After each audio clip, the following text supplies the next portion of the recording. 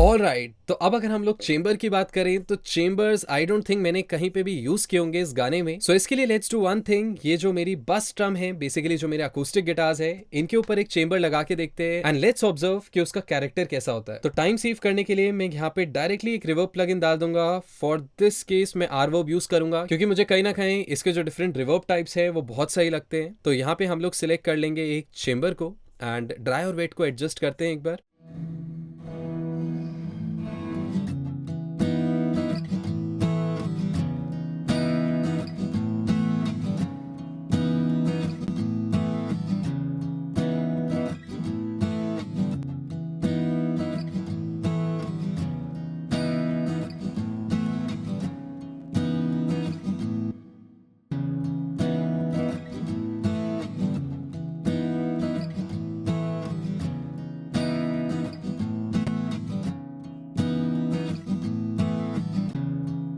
Alright, क्या बात है, काफी बेटर साउंड कर रहा है, काफी ज्यादा वाइड भी साउंड कर रहा है। तो इनकेस अगर आप लोगों को नहीं पता कि ये सारी नॉब्स का रोल क्या है, प्री डिले, टाइम, वेट और ड्राई, तो आप लोग मेरा रिवर्ब डिजाइन पे वीडियो चेकआउट कर सकते हैं। उसके अंदर मैंने इसकी डिटेल में बात की है। सो एक बार कंपेयर करके देखते हैं कि कैसा साउंड कर रहा है with and without the reverb.